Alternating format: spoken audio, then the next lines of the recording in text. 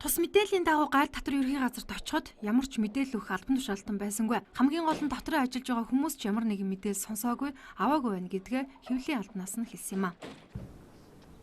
За тэгэхээр гайлын байцаагч нарыг хээлх агуулгын асуудалд холбогдуулан сэжиглэн шалгаж байгаа мэдээлэл байгаа.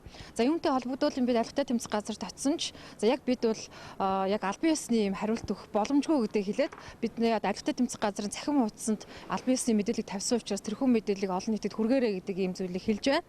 За үргэлжлүүлээд бид гайл татварын ерхий газарт ирсэн. За яг өнөөдрийн байдлаар бол үйл ажиллагаа нь бол жигд явагдаж байна. Дарга нар нь бүгд байхгүй байна. За тэгэхээр хэвлэлийн албанаас нь бас бидэнд ярилцлага өгөх боломжгүй гэсэн гэсэндээ яг асуудалд бас ямар хандсан юм бэ гэдэг талаар та бүхэндээ бид бас дараах бичлэгийг үзүүлээ. Бараг баригчлалын маяас нэг ч мэдээлэл бидэд аваагүй. Тэгэхээр одоо ямар ч албан тушаалтан байхгүй юм уу? Гайлтай холбоотой. Одоо нэг мэдээ өгөх боломжгүй шүү дээ. Өөрснөө мэдээлэл авахгүй. Танаас заалахгүй зүгээр би нэг даргатаар л авахгүй байлаа. Тэр дарга нь бол байхгүй гэсэн үг. Тэр ажлаа хийж байгаа юм ерөөс байхгүй. Тэгээд тэр гайл дээр ирээд ямар нэг цагцсан юм ерөөсөө байхгүй.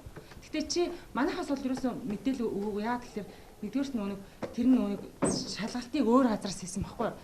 Яг одоогор бол ямар ч мэдээлгүй. Яа тэгэхээр тэд нар нөгөө шалгалтыг олж авч учраас тэр хяналтанд байгаа ажиллагаанд байгаа хэргийн талаар уусаа нөгөө мэдээлэх боломжгүй дээ шүү дээ. Харин уг асуудалд албатай тэмцэх газраас албан ёсны тайлбарыг хийхгүй гэдгээ хэвлэлийн төлөөлөгч нь мэдэгдлээ. Тэрээр албатай тэмцэх газрын албан ёсны вебсайтад холбогдох мэдээллийг тавьсан учраас тэндээс мэдээллийг авч олон нийтэд хүргэх гэдгээр хандсан.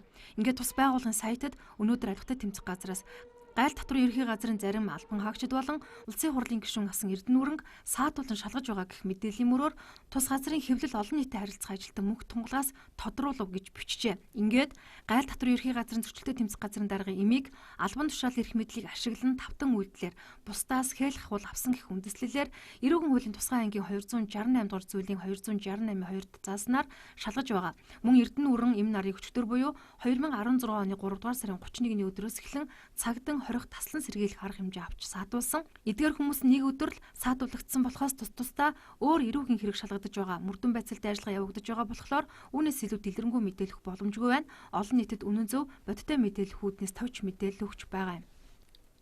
Гайл татварын ерхий газрын зөрчилдөй тэмцэх газрын дарга нь 2016 оны 3 дугаар сарын 30-ны өдөр саатуулагдсан шалгагдаж байгаа замын үдийн гайлын байцаагч нарын хэрэгт холбоотой юу гэсэн асуултанд мөрдөн байцаалтай ажиллагаа хийгдэж байгаа болохоор үүнээс өөр дэлгэрэнгүй мэдээлэх боломжгүй. Харин албатай тэмцэх газраас гайл татварын ерхий газартай хамтран тухайн салбарын хэмжээнд төрийн албаны болон байгууллагын ёс зүйн дүрмийг чандлан сахиж ажиллах, авилгаас урьдчилан сэргийлэх, авилгын хор аюулыг албан агштад хуулан таниулах, авилгыг үйл төвчих ёс суртахуун төлөвшүүлэх, авилгын шалтгаан нөхцөлийг илрүүлэн тогтоох, үр дагаврыг нарилахад чиглэсэн урьдчилан сэргийлэх арга хэмжээг авч хэрэгжүүлэхээр төлөвлөж ажиллаж байгаа.